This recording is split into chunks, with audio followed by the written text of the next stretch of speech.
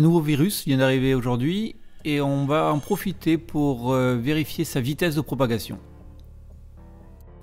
Bonjour, c'est Scientiprof dans Montrer démontrer.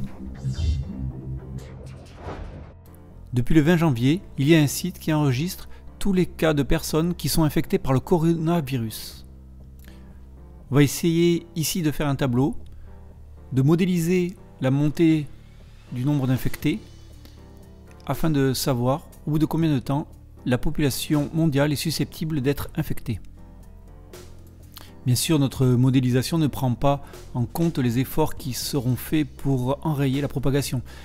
On part du principe que la propagation continuera suivant le modèle d'aujourd'hui. Les données sont réactualisées toutes les 6 heures, donc aujourd'hui 3 février on va prendre en compte le nombre du jour, on va prendre jusqu'au 2 février. Alors pour ce faire, je vais sur le site qui relève tout le nombre d'infectés et je suis pour remplir mon tableau. On prend la propagation pour l'instant en Chine. On remarque tout de suite qu'on a une montée de type exponentielle.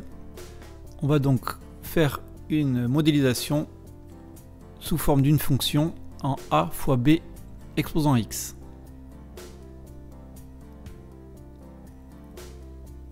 Du coup, si on prend la fonction donc f de x égale a fois b exposant x avec le nombre a et b de nombres réels.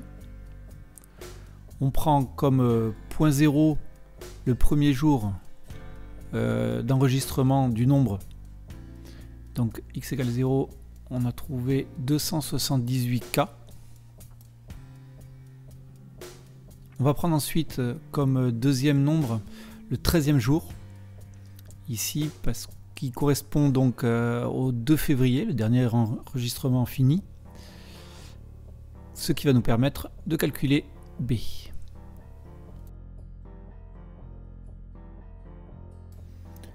B est donc la racine 13e de 17200 par 278 qu'on calcule en faisant un exposant un tiers. On a donc notre fonction ici en f de x et on va pouvoir essayer de modéliser la progression. On va prendre les dates ici en prenant comme 20 janvier la date 0, d'incrémenter au fur et à mesure. Du coup on a une échelle de temps en jours, en nombre de jours. Dans la deuxième colonne, ici je vais mettre ma fonction, donc mon modèle mathématique que je viens de trouver avec les deux premières valeurs.